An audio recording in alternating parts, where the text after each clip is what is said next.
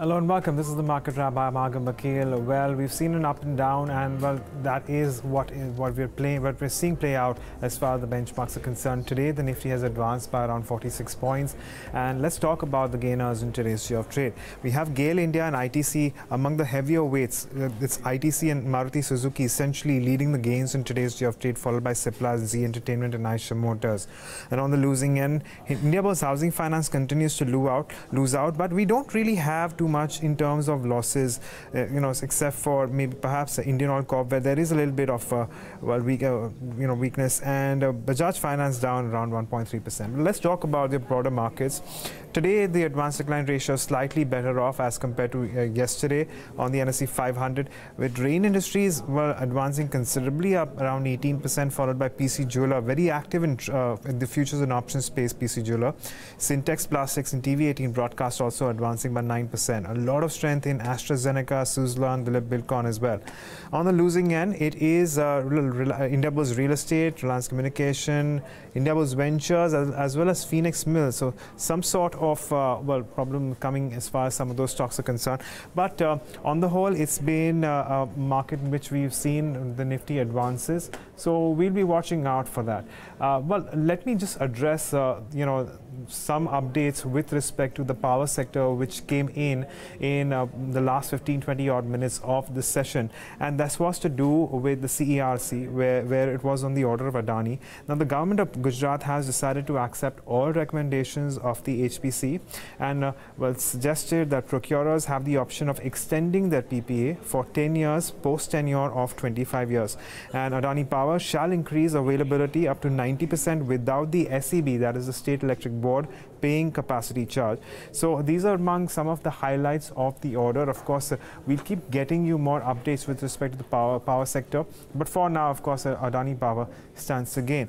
And on that note, we also have a lot of activity in SpiceJet, and I'm going to get in Sharad Dubey to tell us a little more about that. Sharad, what's new?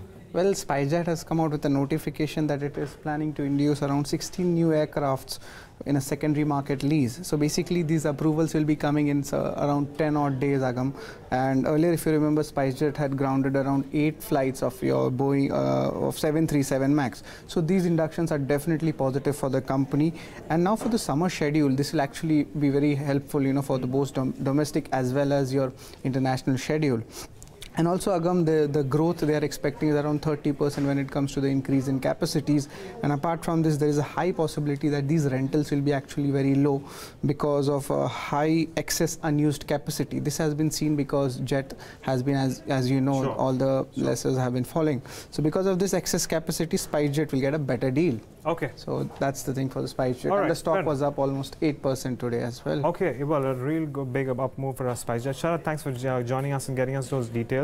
This is as far as SpiceJet is concerned, but we're at the cusp of a very large earnings season, and Bloomberg Quint had a conversation with the research team of Citigroup, and this is what they had to say about the expectations for the quarter gone by. Listen in.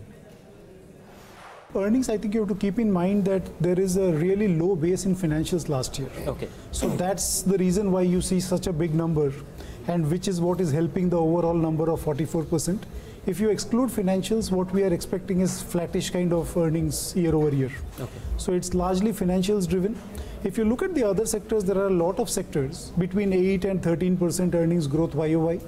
And then discretionary is down some 20+% YOY. So at an aggregate level, the remaining sectors are pretty much flattish. And because of the low bank in financials, the number appears very high at 44%.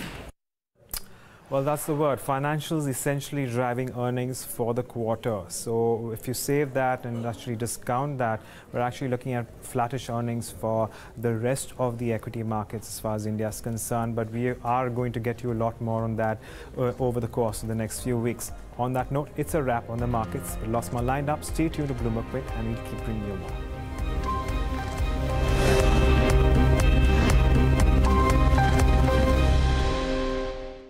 What is the meaning of this